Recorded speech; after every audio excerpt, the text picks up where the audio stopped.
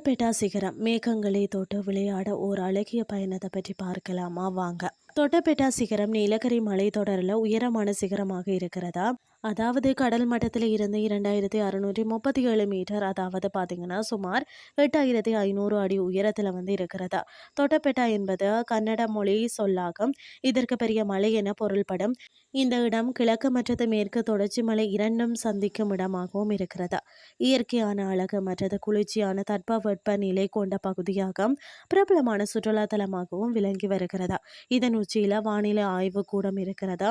1846 இது நிறுவப்பட்டது. தற்போது இந்த ஆய்வு கூடம் பார்த்தீங்கன்னா உபயோகத்தில் இல்லையா.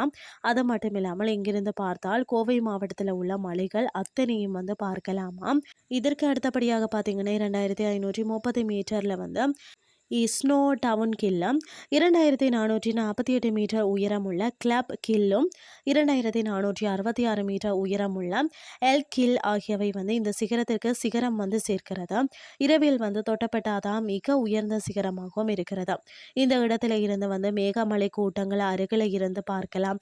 மேகத்தை தொட்டு விளையாடலாம். அந்த அளவிற்கு பார்த்தீங்கன்னா நம் கண் முன்னே செல்லும் சிறந்த மலையேற்ற அனுபவமாகவும் இது இருக்கு.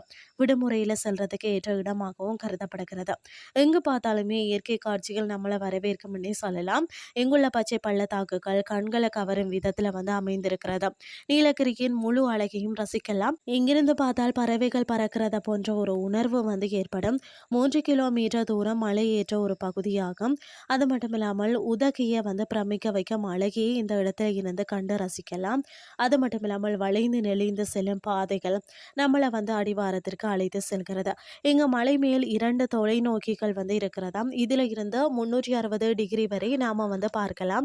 இந்த தொலைநோக்கி மூலம் பார்த்தீங்கன்னு சொன்னா பந்திரப்பூர் பூங்கா, மைசூரின் பசுமை அந்த பகுதிகள் மற்றது பல அற்புதமான காட்சிகளை இதன் மூலம் நம்ம பார்க்கலாம்.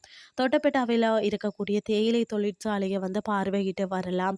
அது மட்டும் இல்லாமல் பார்த்தீங்கன்னா இங்க சுட சுட சுவையான டீ வழங்கப்படுகிறதாம். காலை 8 மணியிலிருந்து 5 மணி வரை பார்த்தீங்கன்னா இது திறந்து இருக்குமா, பிறகு மூடப்படுமா. இந்த இடங்கள்ல ஏராளமான சினிமா ஷூட்டிங் நடைபெறுகிறதாம்.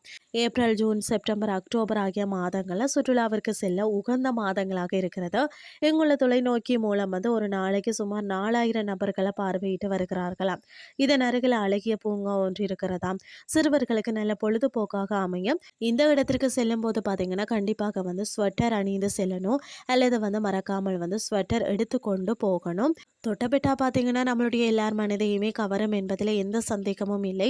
குறைந்த பட்ஜெட்டில் இந்த இடத்துல சுற்றுலா சென்று வரலாம்.